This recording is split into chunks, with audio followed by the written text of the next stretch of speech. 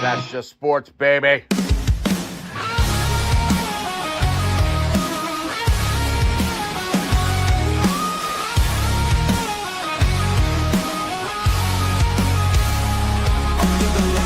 Crowd goes wild, strawberry ice bringing fire and style.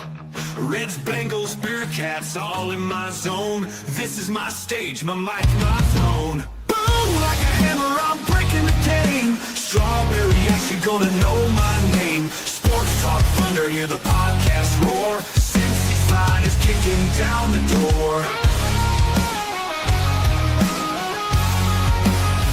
Step into the ring where the passion ignites. Talking sports all day and all night. From the field to the court to the roaring stands. Strawberry ice with the world in my hands. Boom, like a hammer, I'm breaking the game. Strawberry ice, you're gonna know my name. Sports Talk Thunder, hear the podcast roar. Cincy's line is kicking down the door.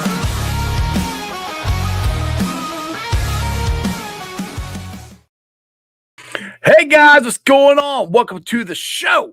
This is Sports with Strawberry Ice. I'm your host, Iceman, Jeff Trunapole. And as always, I bring you sports from a West Side point of view right here in the great city of Cincinnati, Ohio. And thanks to you guys, I have officially hit 3,000 subscribers on Facebook. So thank you very much. I appreciate every single one of you guys, because if it wasn't for you, I wouldn't be able to do this. All right, shout out to my sponsors. They are Priority Lawn and Landscaping for all your lawn and landscaping needs. You need your grass cut, you need your shrubbery trimmed, I don't know, you need a paper patio, you need anything. I mean anything. Landscaping required. Think Priority Lawn and Landscaping. Also, shout out to T Properties, quality housing for quality people. Check out the website at www.tpropertiesllc.com for all your rental property management needs and your rental needs. And of course, Meyer Window, Door, and more. I got it in my house. I highly recommend you get them in yours. They're energy efficient, great looking windows, easy to clean. Meyer Window, Door, and more. The website is MeyerCincinnati.com. And also shout out to my favorite brewery, Moorline Lager House. Get on down there, get you some delicious Moorline beer, some delicious Moorline food. And tell them I sent you. Moorline Lager House. That's right. We got a big game tonight. The University of Cincinnati Bearcats are trailing all the way out to Arizona to take on the number one team in the country, the Arizona Wildcats. Now, this is coming off their historic and the biggest win of Wes Miller's career over number 2 Iowa State. Can they do it back-to-back games? I'm not that confident in it, but let's get to a man who knows and covers the team way better and more intent than I do. He is from CLNS Media. He is the one, the only. He is Trag. What's up, Trags? What is up, Iceman? How you doing? Glad to join you. And I wasn't about to leave you stranded and talk by yourself. So just so you don't worry about that. I appreciate that. I'm good at I've done the show by myself before. I'm good at talking to myself. Oh, I know that. You're fully capable of talking. Yeah. Some people say I talk too much, but anyway.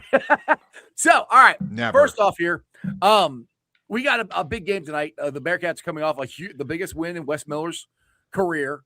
Indeed. It's not by any means a job-saving win by Wes Miller. You beat the number one team in the country. It could go the way. I still say he's got to win. He's got to get into the tournament. And right now, the only way it looks like he can get in there, unless to win the rest of them, is to win the Big 12 tournament. But let's just focus on the game tonight.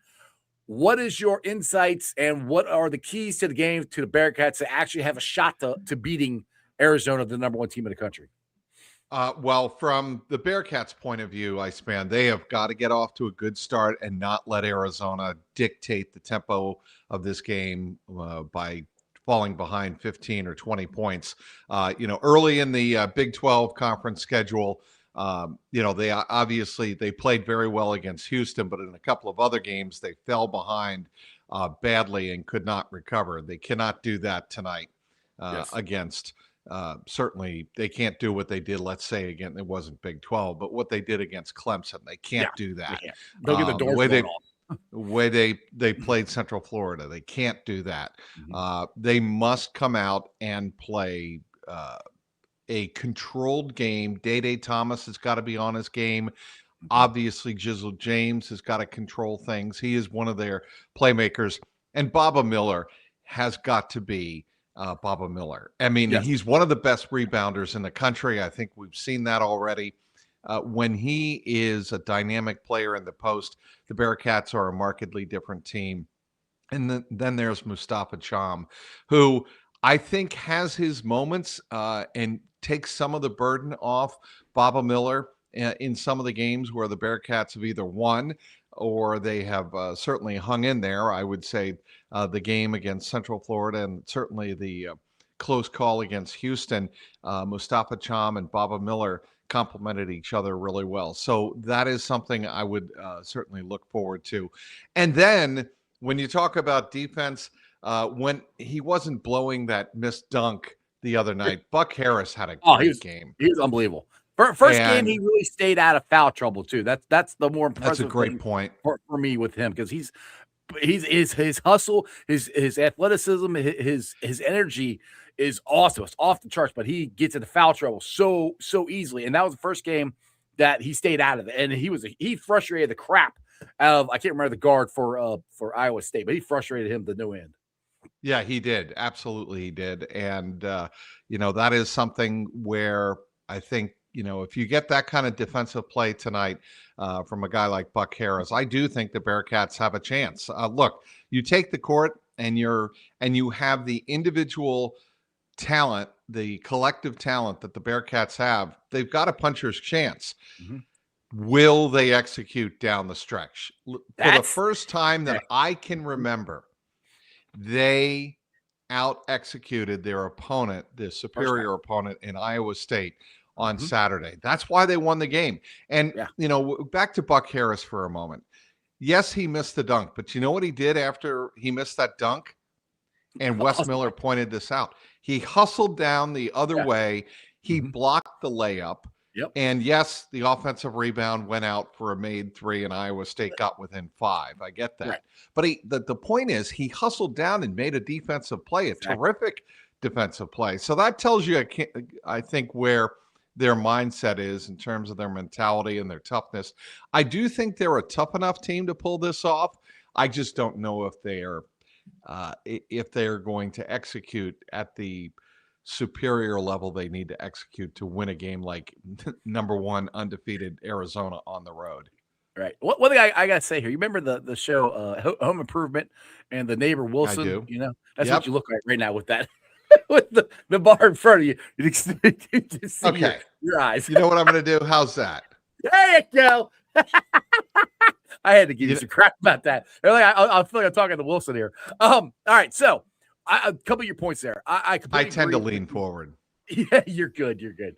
I got to mess with you a little bit here, Drags. Don't do that.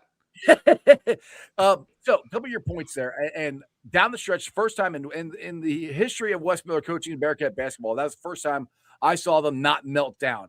And Terry Nelson, I'm not going to take credit for this. Terry Nelson said this on the broadcast, where he felt that Wes grew as a coach. I saw him try to take control of the situation, and it looked like they listened to him, because Trax, how many times has it been where they've ran down the court and jacked up a three with only 5 seconds gone in the shot clock and didn't get the rebound?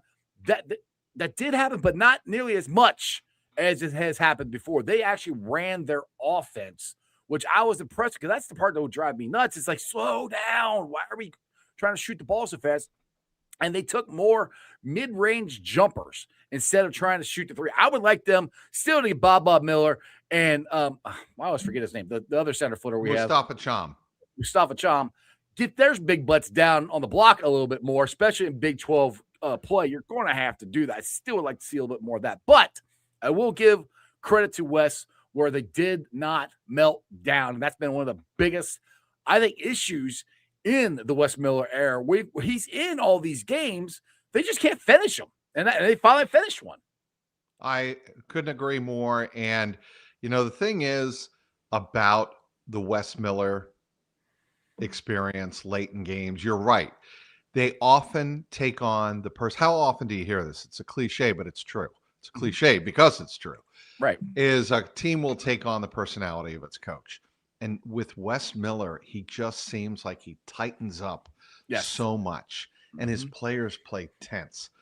For the first time, I think they were more, hey, let's just play loose. And that doesn't mean play carelessly, No, right, obviously. right. Play But it smart. does mean keep passing the ball, because one thing Wes Miller has talked about after games is they are one of the best passing balls when they actually dedicate Yeah, themselves to right. moving the ball around. They actually do that quite well. They sometimes don't move enough without the ball, but Mhm. they move the ball and they pass the ball quite a bit, which is a good thing. And you don't, in basketball coaching terms, you don't want the ball to stick. And on Saturday against Iowa State, it definitely did not stick. And it made, Iowa State commit some fouls that they didn't want to take. And that was another reason I thought the Bearcats were able to maintain control of the game late and maintain the tempo that they wanted late. Yeah, exactly. Now one thing I want to bring this, so we only got a couple minutes here with you. Um, You got a couple. I mean, I've got like 10, 15 minutes, bud. Okay. All right. So I want to bring in to get some Bengals talk here.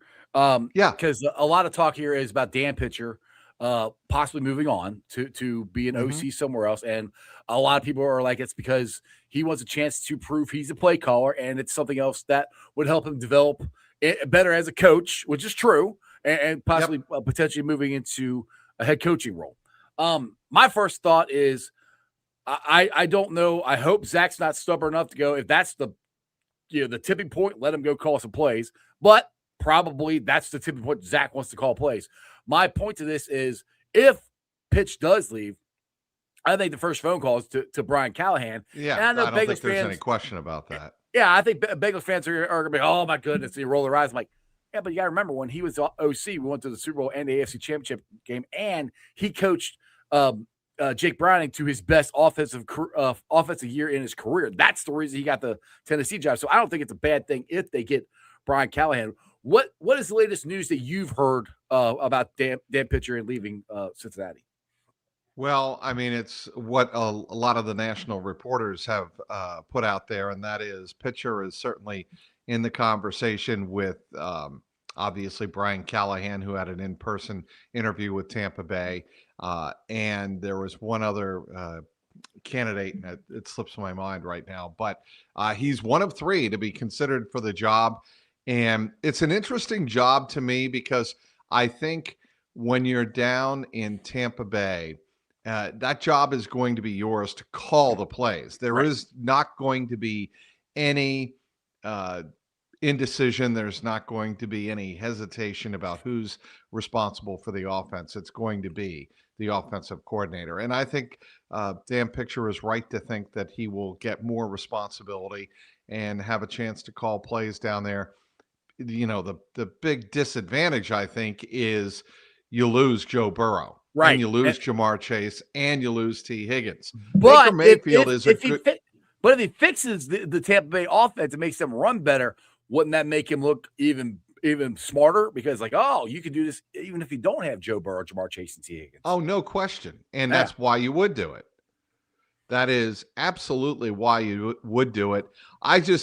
I know Dan Pitcher is regarded as one of the brightest coaches and brightest football people in that building. It would be a brain power loss. Oh yes, And definitely. Yes.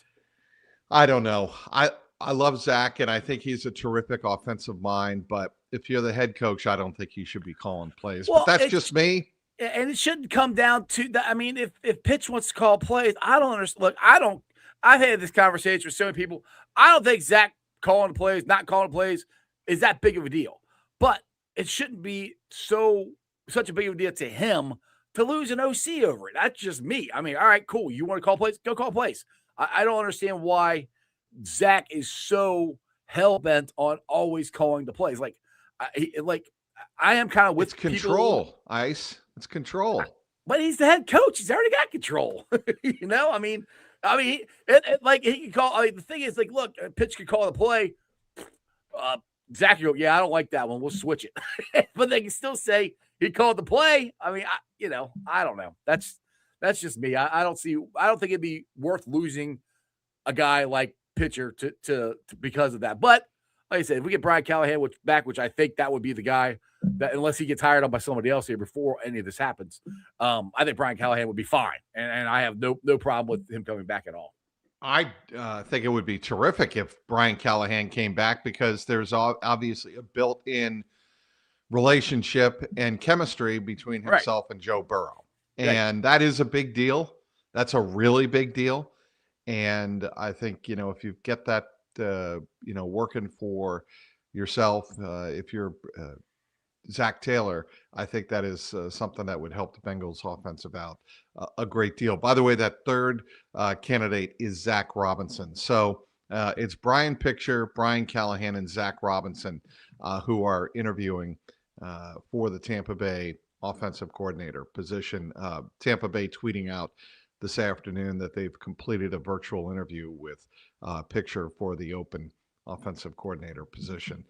I think it could be a great opportunity for Dan Picture. I just don't know if he's going to get that job. Right. Yeah.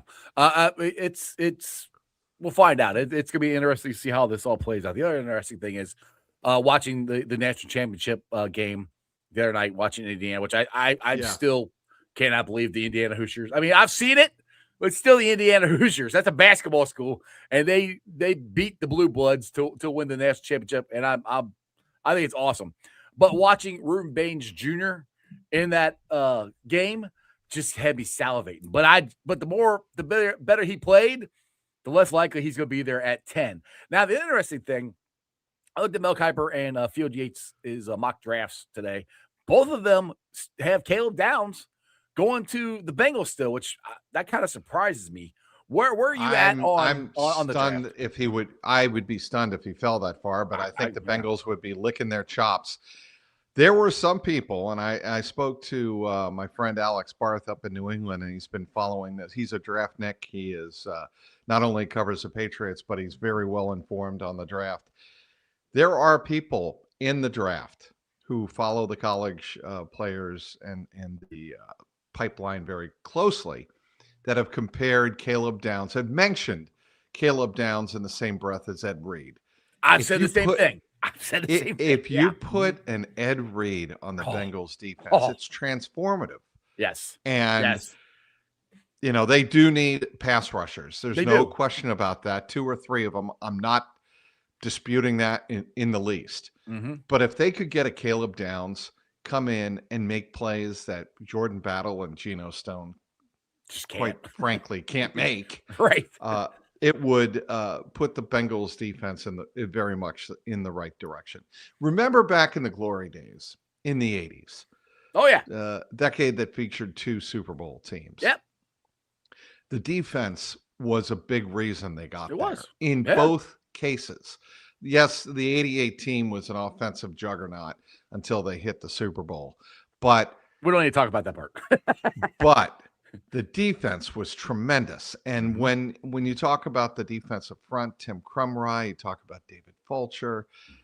I mean, Reggie Williams, they had so many playmakers on defense. And I think the Bengals need to get back to that. Yes. And I know that they are looking at everybody knows they're looking at rebuilding the defense this offseason. How much money are they going to be willing to spend approaching the cap and maybe go beyond it and make some cuts elsewhere to bring in the players that are needed to really transform this defense? Are they committed to transforming the defense? Like fully committed?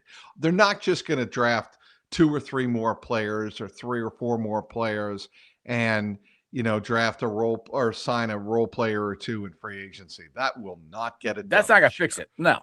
That's what they did last year. They can't do the same thing they did last year, and that's exactly what they did last year. It didn't work. People saying it was second guessing. It was definitely not second guessing. We knew by the end of May that what they did was a titanic failure on defense. We just needed to have it play out. And unfortunately for Bengal fans, it played out precisely the way a lot of us who follow closely the team figured it would. They, relied on, hey, we're going to win games 55, 51. We're going to win games 49, 42. They lost games 49, 42. They recovered an onside kick against the Bears and still lost. That one drives me freaking nuts, Trags. Well, it should. And Oh, the that Jet game. game should drive you. Yes. The Jet game should drive you bonkers. The Ugh. Jet game was the most despicable loss. As bad as Jordan Battle not bringing Colston Loveland to the ground in that game was, as bad as that was, the Jet loss was egregious. You lost to a semi-pro team in the New York Jets. Yeah. You lost to a semi-pro team. I saw both of them. I think I can't remember what one of them was where I stayed to the end and like everybody left and I'm sitting there in the stands and my buddy Josh was sitting in front of me. He started videoing me and then we made a reel out of it. I looked sad, but I was sad. I'm like, I cannot believe we lost these games. Like, how in the hell did we lose these games? And I don't want to do that again this year. And go back to your point. Will the Bengals do this? Now, I keep going back to the point they have done it before, but that also before they paid Joe and Jamar and T and all this. I don't want to hear. I mean, yeah, but I don't want to hear it either. I mean, they have the money. They have the money to do it, and that's what I get tired of people saying. But they got the money to do it. They got plenty of money, even if they don't restructure Joe, Jamar, T. They got enough money to sign a couple guys, impact players, in free agency to help fix this and draft some. It can be fixed. I've seen them do it. Listening to Duke Tobin in his press conference, I kind of was like, okay, well, you want to win. So the biggest thing I took out of that was he said nobody wants to win more than him, Zach, Katie, Troy, Paul Jr., Elizabeth, Caroline. I'm like, prove it then. If you do, prove it. I think Duke Tobin said mostly the right things in that press conference. The problem, I think, one of the takeaways from that press conference on January 9th was that there wasn't enough accountability of how bad they were on defense and how much of a desire they have. We have got to fix the defense. It was, we believe in our staff. We believe in our scouting department. We believe in this. We don't care what you believe in. Right. How are you going to go about fixing the egregious problems on defense? That's what fans wanted to hear. That's why you heard a lot of fans after that game, after that press conference go, well, that was a whole bunch of nothing. He said nothing. He, obviously tried to satiate all the Bengal fans, but he didn't. But to defend him, he's not going to sit there and lay out, okay, we're going to do this, this, and this, and this. No, it wasn't. No. It wasn't about laying out the strategy of the draft and free agent. Nobody expected him to do that. And if you did, you don't know the NFL at all. Right. You haven't been paying attention for 20, 30 years. But what people did expect is a frank analysis of the failures of the past season. Right. Everybody saw what happened in the past season. What people wanted, I think, and would have really, I think, been an admission of we saw the failures on defense. And he kind of got into it a little bit. Yeah. But I think the fans wanted more of a frank admission of we didn't do a good enough job building the roster last year. And he kind of said it, but he didn't go, like you said, didn't go fully into it. It was kind of like, well, it didn't really work out. Yeah, I guess you kind of put it on me. It wasn't like, we screwed up. and not even screwed up. I would give him the pass of saying, this is what we tried to do. It didn't work. We need to go back to the drawing board and fix it. You need someone like I'm talking right now. That's what Bengal fans want to hear, an authority at that microphone say, look, we need to be better. We know we need to be better. We need to be better in these areas, A, B, and C. We're not going to give you our game plan about how we're going to go out and do that. We'd be stupid to do that. We're not going to do that. We're not stupid people. But we do see the weaknesses of this team. And he kind of acknowledged that at the very beginning with his legal pad, when he brought out the legal pad. Yeah. And he said, we had some issues this year, and we know we have issues going forward. Right. He what's the analogy or the metaphor I want to use?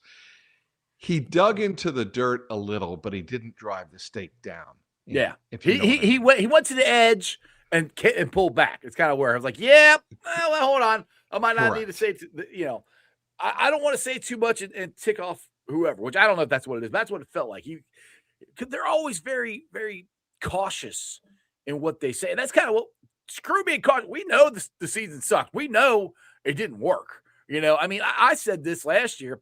They're putting an awful lot of eggs in Al Golden's basket. I mean, even if he had come out and said, Jeff, if he had come out and said, yeah, Joe Burrow was upset. He's a competitor. We expected him to be upset, and we've got to do better to build something around Joe Burrow. That's on me. That's on Steve Radetovic. And that's on everyone in Mike Potts. That's on everyone in our scouting department. All 5 of them. All 5 of them. To go out and build. And that's the other problem that fans have with Duke Tobin, Katie, and Troy Blackburn and Mike Brown. You clearly don't have a scouting department and a football operations that works functionally. They will tell you, well, we got to the Super Bowl and the AFC Championship in back-to-back years in 21 and 22. Yeah. Guys, do I need to remind you, you had not won a playoff game in 31 years. Right. You have been to the playoffs with last year's disaster in the record books at 6-11. You've been to the playoffs in 2 of the last 10 seasons. Yes, you got to the playoffs 5 straight years from 2011 to 2015. You know what you did in all of those? Do I need to remind you what happened in each of those playoff appearances? 0 goose egg wins. That is not something I would be standing up at the podium and brow beating my chest. Hey, look what we woohoo! Look at what we've done. You still don't have a Vince Lombardi in the trophy case. Nope. The Steelers have 6. The Ravens have 2. I don't care. I don't give a crap about what the Browns haven't done. That should not be your bar to reach. It should be the Steelers, you should try to be above the them. Ravens, the Patriots, the Chiefs. That's what we want to be. You say that at the podium with passion and conviction, then I think you've got the attention of the fan base. Yes, you still have to go out and prove there's validity to those words, absolutely. But if you say those words and you say it like you mean it, and your ownership says it like they mean it, well, then the fans are like, well, they screwed up. They had a really crappy year, but they're dedicated to going out and fixing it. What did the Patriots do? They had one bad year under Gerard Mayo. Belichick was 4-13 in his final year in 23. Mayo in his only year was 4-13 in 24. They went out and said, screw it. We're going to go get Mike Vrabel, former Patriot. He knows our DNA. He is a ass kicker. And then we're going to go out and spend over $200 million on our defense and do it wisely. That's what the Bengals need to do right there. That's they got Milton.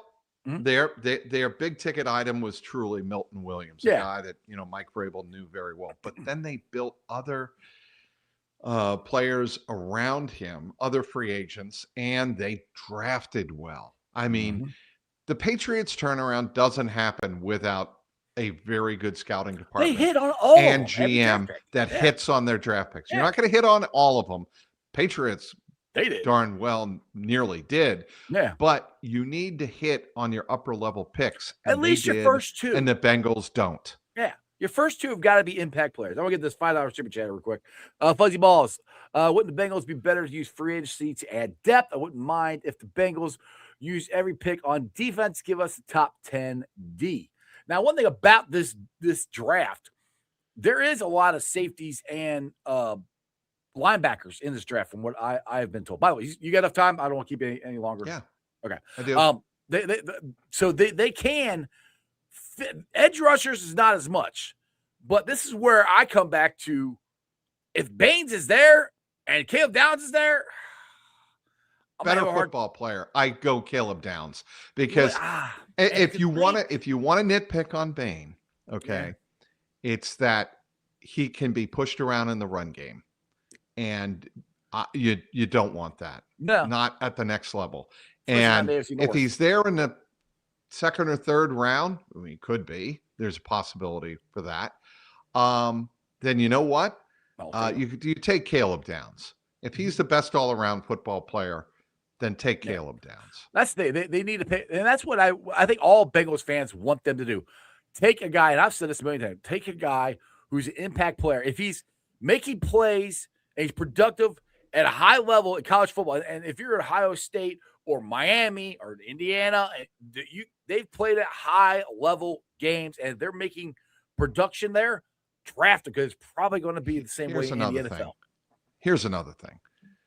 There are certain NFL teams that fancy themselves Super Bowl contenders. They would never have tolerated what Shamar Stewart did. Understanding there was a contract issue there, they would have said, okay, Shamar, here's the deal. You get your deal done whenever you get it done, and we understand business is business. Don't be talking. Do not talk. Don't open your mouth until that contract is signed. What happened? He listened to Trey. He was allowed to talk, and he came off as, what have you done yet? What have you done in the NFL? Nothing. And I think Shamar Stewart can be a terrific NFL player, but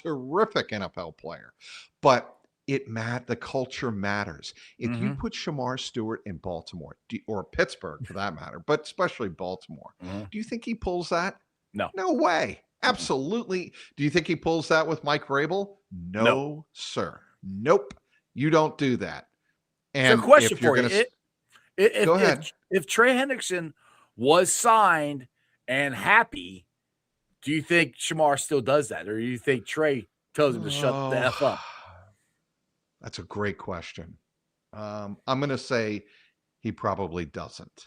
I think if Trey is signed, Trey probably pulls him aside as a captain and says, don't do that. Right. But when Trey's stuff went south and then he had the injury, couldn't play through it, I think a lot of people wonder whether or not Trey was giving it his all or making a business decision and protecting his body, which is his right. Because look, he wants one more contract, one more significant contract. And if he's making a business decision, protecting that core injury that he had, a reported sports hernia injury, then I respect that. But, it sowed some seeds of doubt inside the organization. I can tell you that much. Do you think from what Trey did this year, he will get that big contract? Because I don't. I doubt it. There might be a team out there, though, that will take a flyer, ironically, like the Bengals did when he really had no production over his, first 3 years or 4 years with the Saints. Bengals took a flyer and said, screw it. We see the potential there. And you know what they did? They hit it big. They hit the jackpot, to coin a phrase. They hit the jackpot with Trey Hendrickson, and it paid off big time. The Bengals need to do that again this year in free agency. But like you said, they also have to hit in the draft on impact players. Yeah, that's the thing for me is one thing they did in 21, 22, and 20. It seemed like especially free agency, they zeroed in on the guys that they wanted, and they signed them quickly. Like I still remember Ted Karras and Alex Kappa. They were like the first ones that were announced as a signing by the Cincinnati Bengals, like by midnight or whatever on whenever the day was for free agency. The last couple of years, it hasn't been like that. It felt like we're like, we might take that guy. Well, yeah, let's go get. We lost Von Bell. Oh, okay, let's go get Nick Scott. It wasn't like last year. I hated the plan, but I think the plan was Al Golden. We got all these first, second round picks. We want you to develop them in a week. Which that's being sarcastic. You know what is not a plan? Yeah. What? You know what is not a plan? Hope. Yeah, exactly. Hope is not a plan.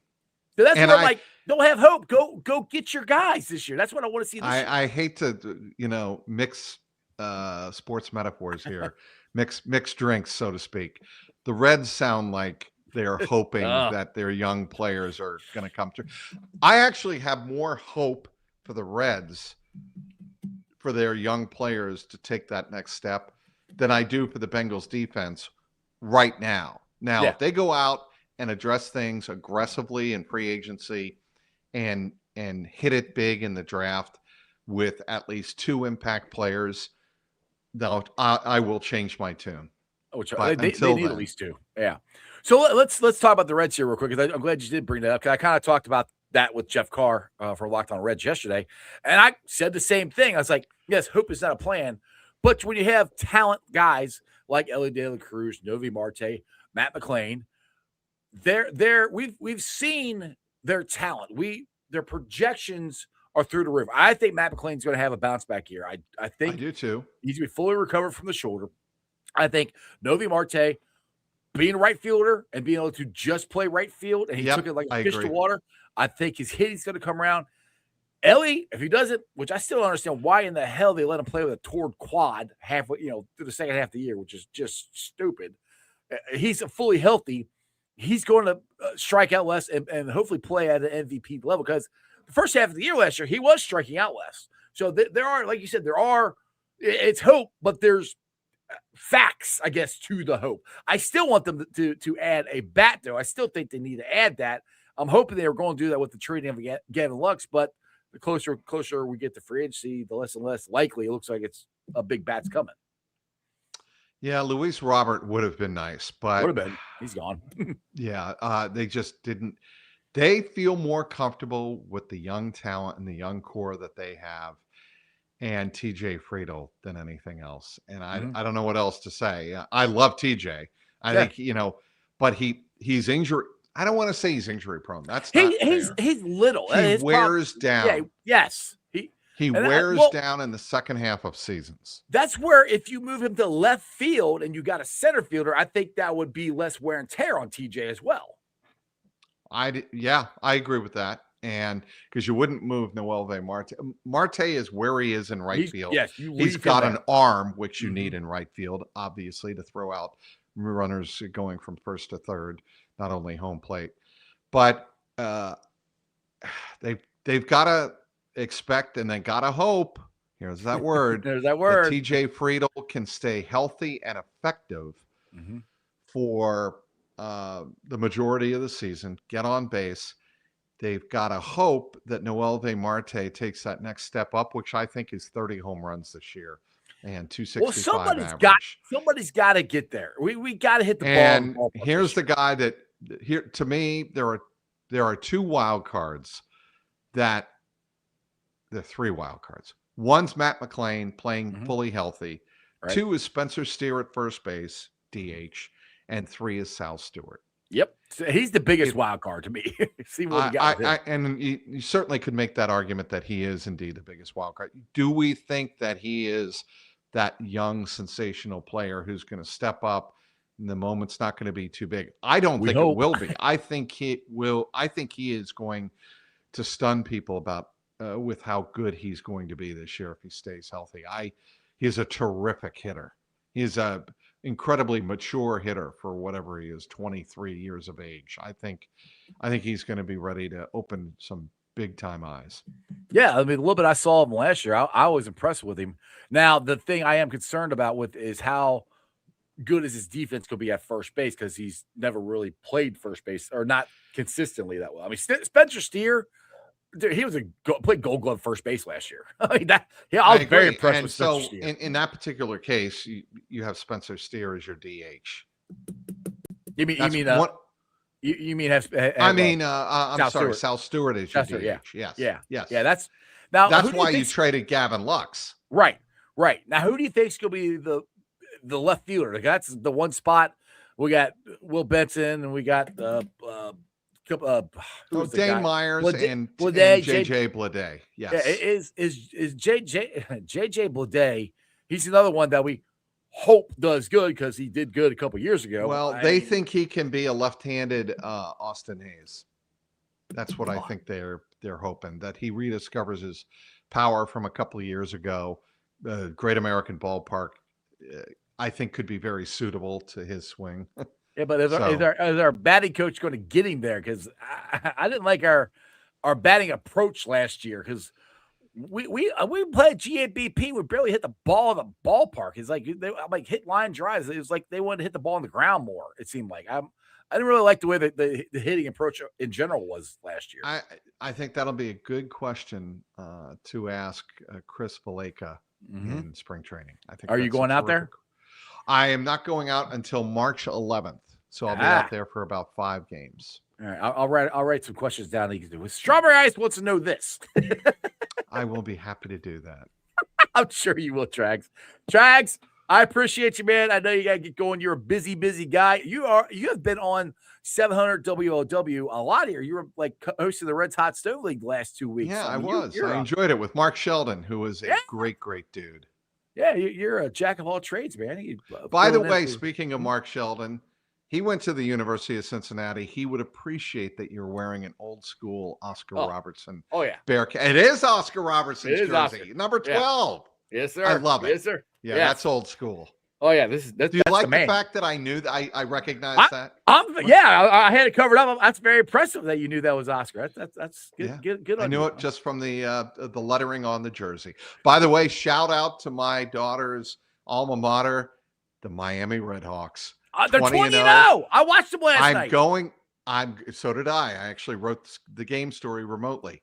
I am going up to Oxford to see, of all teams, Miami and UMass on Tuesday and covering the game in person. So I'm curious and fascinated to talk with Travis Steele. Yeah, that was the game, obviously. Yeah, that was the first game I watched for Miami this year. And I was, they're sarcastic. Resilient. I mean, the sarcastic part of me is like, watch first one I watched the lose, but watching them just determination to drive to the basket and flip those shots up, how they're going in, and just a dead eye shooting. When they drive dude. the basket, their intent is to score. They're not trying to draw anything. They're trying to get to the bucket and score. You can tell that. People are like, well, you drive to the basket all the time, you expect to score. No. When you get near the hoop, you're like, this ball is going in. We're going to get close enough to where it's a layup. It goes in. 3-point play. Obviously, the shot that Pete Suter hit, the bank shot with 6 seconds left. Was tremendous, just unbelievable, clutch. Yeah, that's what those guys are, and it's not like they haven't been challenged. I mean, they've last back-to-back games they've won in overtime. So I mean, back-to-back games they've been down 5 in the final 2 minutes. Because the thing was, once they came back and got that game to overtime, Kent State was wore out. They were done, but they did come back. Now, one thing I will say. They did I can't remember the big kid's name for Kent State yesterday, who was, I think he had 27 points. He was the one with the big afro. He was killing them down low. That's the one. That would be Robert Whaley Jr. 27 points, 14 rebounds. That's going to be the one thing. If they get it, I don't know. I don't study the MAC. But if they get more guys like that who are big and strong and won't run out of gas, that's where Miami's going to run into some problems because they don't have a matchup. They were out-rebounded, Ice, 46-31 yesterday. And it was worse than that earlier in the game. I think they were down 20 in rebounds at one point and still managed to win the game. Pretty remarkable. And they did one thing I wish the Bearcats would do. They did a lot. When they couldn't get to the rebound, they'd smack it out to the top of the key. So anyway, it was fun watching them. I'm definitely going to watch them more than I've ever watched them because, well, my son's alma mater. He went to Miami, so he's like, yeah, Miami's 19-0. I'm like, and I'm texting him last night. Love and honor, baby. Love and honor. I texted him last night. He's like, are you watching your alma mater? No, I'm going to bed. I'm like, what? You're giving me crap for not watching him. Now I'm watching me. You didn't even watch him, so. Okay, shame him. Please shame him. I am. I do all the time, as much as I can. All right. Trags, take it easy, brother. Hey, did you plug some stuff? Sorry, I don't know if you plug some more stuff. Jungle Roar podcast. We'll be back more Bengal centric next week as we recap the AFC Championship, the NFC Championship, look ahead to Super Bowl 60. This past week, I had Alex Barth on, and we talked a lot about the Patriots, talked about Sean McDermott getting fired. I caught some grief in my comments about this is a Bengals podcast. You want to cover New England? Go back to New England. I'm like, damn it, Trags. Okay, but anyway, Jungle Roar podcast. Code Red. Hold on. Yes. Jungle Roar podcast, youtube.com/@ Jungle Roar Pod. Code Reds podcast. That's in the Cincinnati Sports Studio podcast at CLNS. Just search Cincinnati Sports Studio on youtube.com and you'll find it there. Of course, CLNS Cincy with a Y.com online. And as always on the X at Trags, TRAGS. Very professional read there. Very proud of you. That's why I look up some Trags. All right, Trags. Take it easy, man. See ya. All right, Toodles. Take care. Ice. All right, guys. Hope you enjoyed that as much as I did. Go check out Trags and everything that he's covered. Okay, he covers the Bearcats. He covers the Reds. He covers the Bengals. He might cover Xavier. I don't watch Xavier, so I don't know if he covers Xavier or not, but I know he covers the Bearcats. So make sure you guys check him out. He does an awesome job. I got a couple more minutes here before we hit the hour. But we can talk some Bearcats. We can talk some Bengals. Hell, we can talk some Reds, whatever you guys want to talk about here. But I will start out with some Bearcat talk. And like I said, they're taking on the number one team in the country tonight, Arizona. Now, do they have the fortitude to build upon what they started Saturday? Which goes to what me and Trags were just talking about. Getting off to a good start. Do not dig yourself a hole. If they dig themselves a 10, 15, 20-point deficit, it's over. Arizona will destroy them. That's where they have to come out and run their offense and be smart. And that's one thing I noticed more on Saturday against Iowa State. It seemed like they were smarter with their possession. Not every single time, because there were times where they still came up and jacked up threes. I'm like, they're not going in. Stop shooting them, which drives me nuts. But it was the execution. Day Thomas has really impressed me this year with his big game shots that he's made. Baba Miller. To me, Day Thomas and Baba Miller are your two keys for your offense, consistent scores that we have to have. I keep saying this, it's not going to happen, but I wish Wes would run the high-low offense where you got Baba Miller and Chom. Baba Miller at the top of the free throw line and Chom down low. Pass the ball to Baba and let him work from there, either pass down to Chom or pass out or somebody cut. I think that would be great. One thing I did really love, Buck Harris picking up the pressure full court. That, to me, is something they should start out first half. Pick them up full court.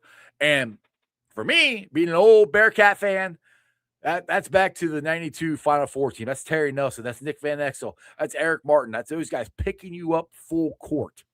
And you could see it bothered the Iowa State guards. He kept flipping his head back and do this, trying to get fouls. And he's more worried about trying to get foul call on Buck Harris than he was trying to run his offense.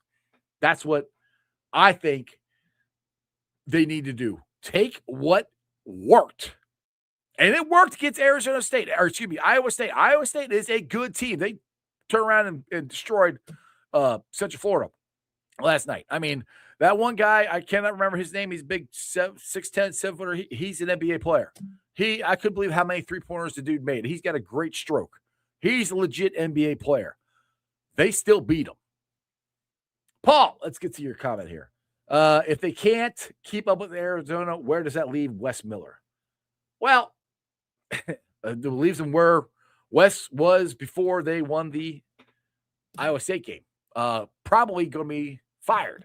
And look, even if they win the Arizona game, this is January 21st. You still got February and March to go through. People can forget real quick that you beat the number 1 and number 2 team in the country in less than a week, if that happens. Wes Miller has got to make the NCAA tournament. And I honestly, the only way I see him making that is winning the Big 12 tournament. Now, what they need to do is win as many games as they can to improve their seed in the Big 12 tournament. So hopefully they don't have to play the first day or two. You know, that's what they need to concentrate on right now. That's the big picture. Concentrator right now tonight is beating Arizona. I don't think these two teams. As a Bearcat fan, even if he wins these two games, that's great. I've seen 5 years of the same stuff, and Saturday was the first time I saw something different. Now, if I saw that at the beginning of the year, it'd be a different thing. But is this a miracle that happened, or are they going to go back to the way they've always played? Is Wes Miller, I don't know how else to say, but is his nuts going to shrivel up at the end of the game, and his team going to do the same thing? Are they going to lose their concentration? Are they going to start heaving stuff up from the 3-point line? Or are they going to try to run their offense? Which I don't really still exactly know what the offense is, because I still see Day and Jizzle dribbling the ball way too much. But to Trags' point, when they pass the ball and move the ball around, they're a good passing team. They just don't do it enough.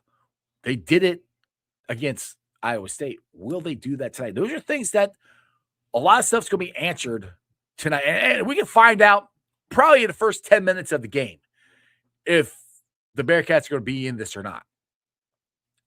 Because this is not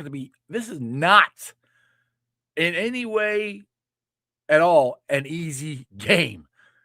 Arizona is good. They are number one in the country, and they are a legit number one in the country. And it's in Arizona, and it's at 9 o'clock at night, Cincinnati time.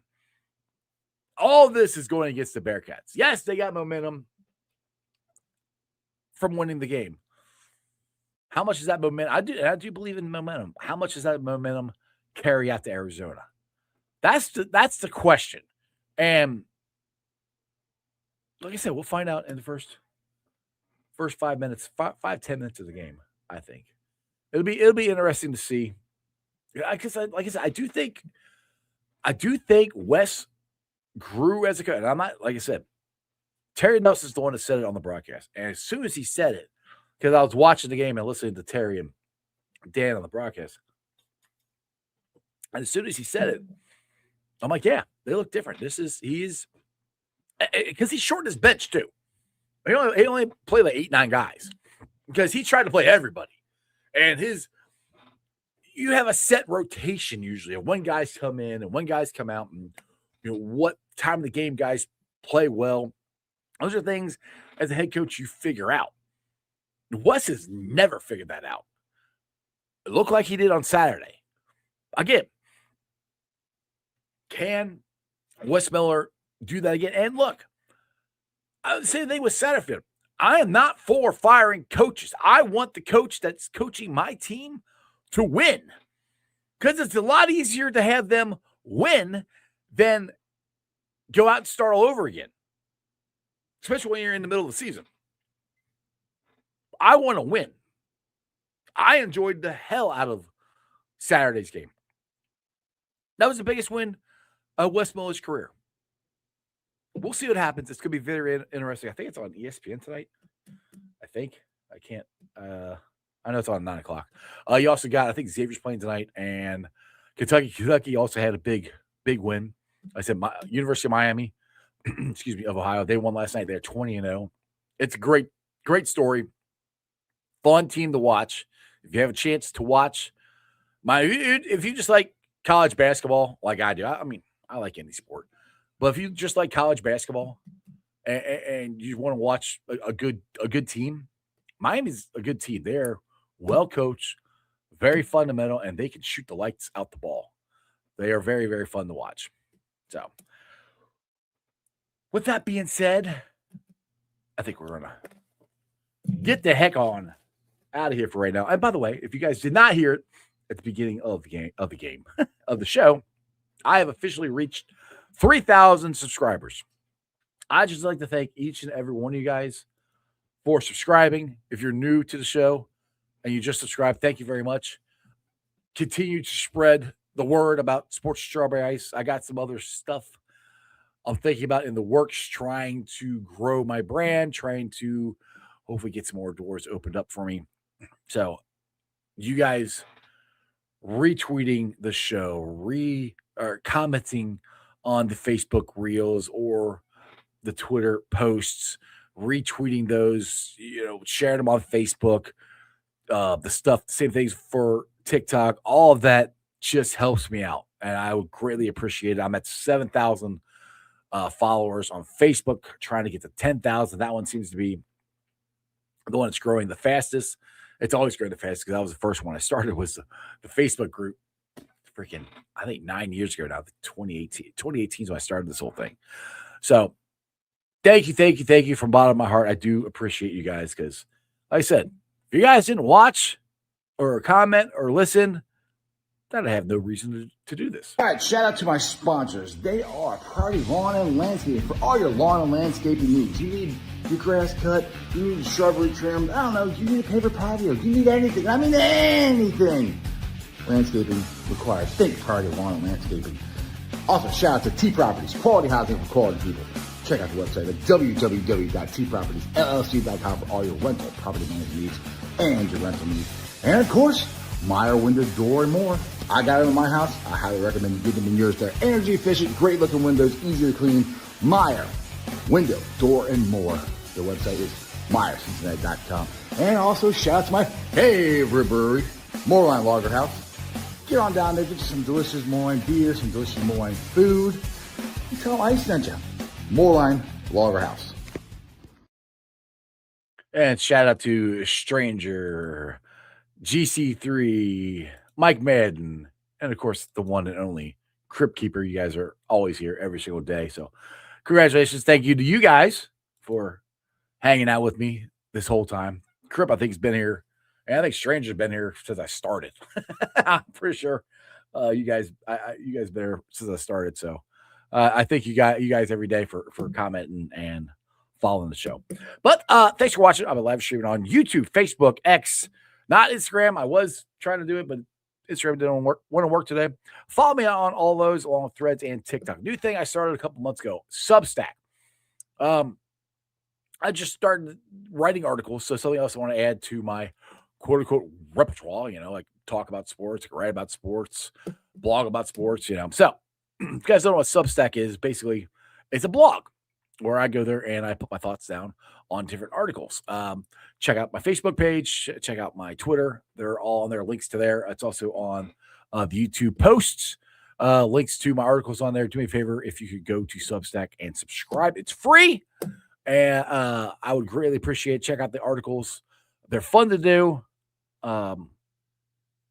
It's something new I'm trying, so hope you guys enjoy the articles. Check out the podcast. I'll be pulling a sound off later on tonight.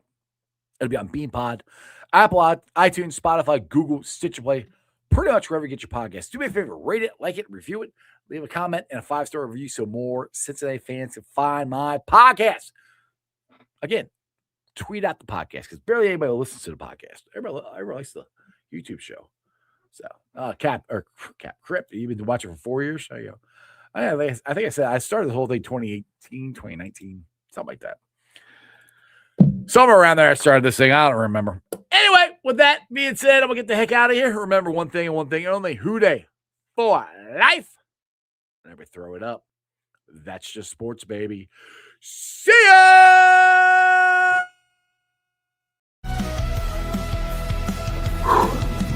Another great show. You guys still here? The show's over. You can come back tomorrow.